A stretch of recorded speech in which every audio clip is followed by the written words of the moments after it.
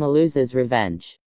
A boy named Ryan would often get bullied because he was an orphan. He'd cry for hours and ask the caretaker Joanna, who he called Joni, who his parents are, where he belongs, and why they left him there. Joni would always change the topic or tell him that he was found on the doorstep. He never believed her. As he grew older, his curiosity increased, and so did his questions. On his 15th birthday, the bullying reached to an extent where it was unbearable, and could lead to severe injuries. One of the bullies hurt him, and spoke ill of him, and judged his background. He was involved in a fight and sent back home. While returning home, he came across an old hooded lady in a black cloak. Her face wasn't visible. He realized she was going to get hit by a car, and saved her life just in time. The lady smiled faintly, and while placing a tiny key in his pocket, she whispered, "Happy birthday, Ryan, I'm sorry." As soon as he heard this, he looked in her direction, but she was no longer in sight. He was very shocked and confused, but decided to return back. When he reached the orphanage, he lashed out at Joni. He began, "I hate you, Joni. You never tell me the truth. You don't love me, nor do my parents. Are they even alive? Why is everyone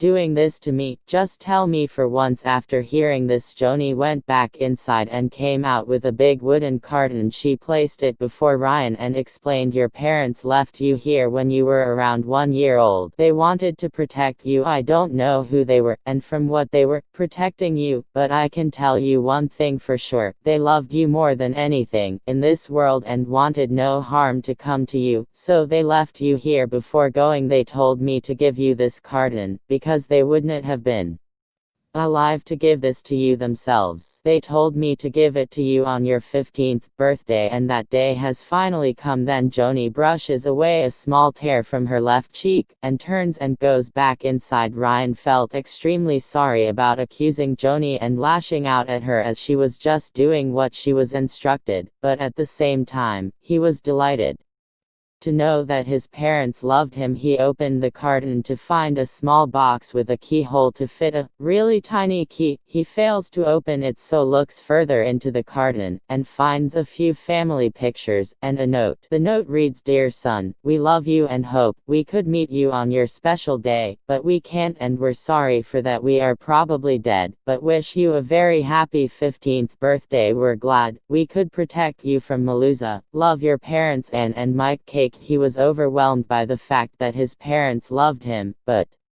his heart broke realizing that they were no more. He was depressed for a few weeks and ate less. He was sad all the time. Joanna got worried about him, but there was nothing she could do. One full moon night, after looking through the internet for how he could contact his lost loved ones, he found out and bought an Ouija board. That very night at 3 a.m. he started to play. He asked, "Can I talk to Anne and Mike?" Cake. There was no reply. He sighed and asked again, "Is anybody there?" The planchette started to move. It slid across the board to the word "yes."